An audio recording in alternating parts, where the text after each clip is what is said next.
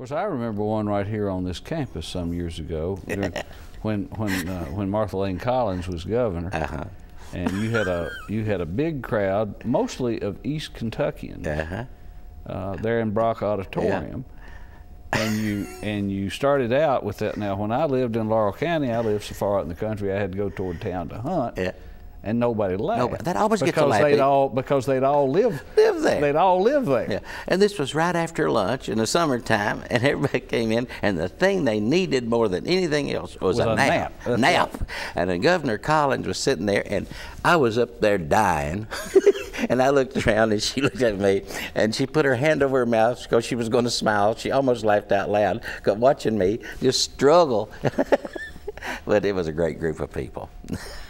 But you get into those, any humorist or comedian that will tell you that he's never died on stage is lying to you, or he didn't understand what had happened. We all do, but thank goodness most of them are successful.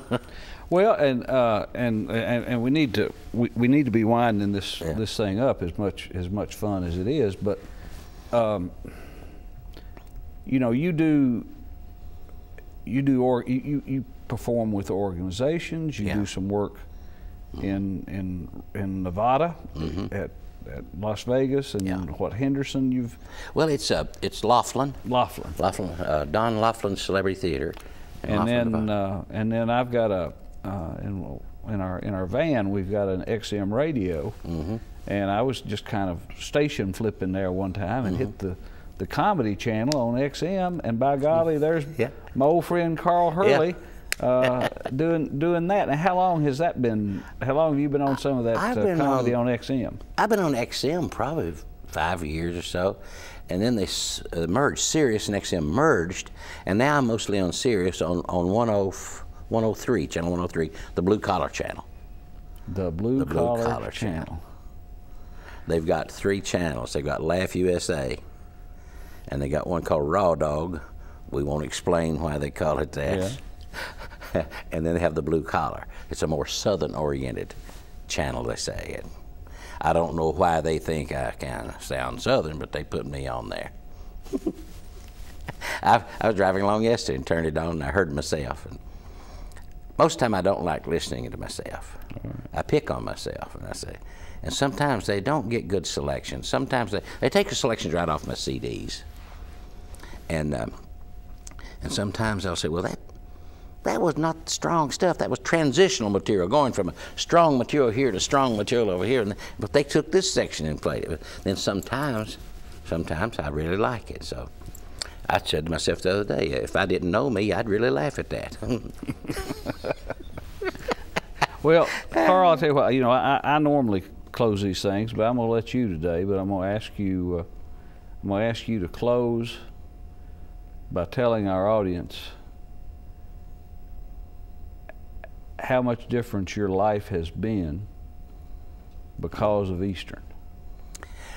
Well, I have thought about that over the years, many hours. I really don't know what my life would have been like without Eastern. But I do know, because of Eastern, I have enjoyed a very good life. And I'm not bragging, I have been successful. I mean, 28 years is a career in anybody's book. If nobody else called me and booked me, it's still a good career. And I've had a very good teaching career. I had 15 years totally in the field of education, now 28 years in the comedy business. And without Eastern, I would not have done any of that. I remember when I first got here, walking across campus one morning real early and realizing that I was a college student. It occurred to me, you are a college student. That was a goal, that was a dream. And I had known from the time I was in elementary school that the way to change your situation is through education. And people will say to me, boy, you've got a lot of education. I say, I've got a lot of schooling. I'm still working on my education. But that education that I do have, Eastern, has been the greatest part of it. I appreciate it. Well, we appreciate you being with us here today, Carl. I'm glad to do it. Thanks for being a good Eastern man. Well, thank you. I still promote Eastern wherever I go. All right. And that's it for this issue of EKU Then and Now. I love Tom. It shows.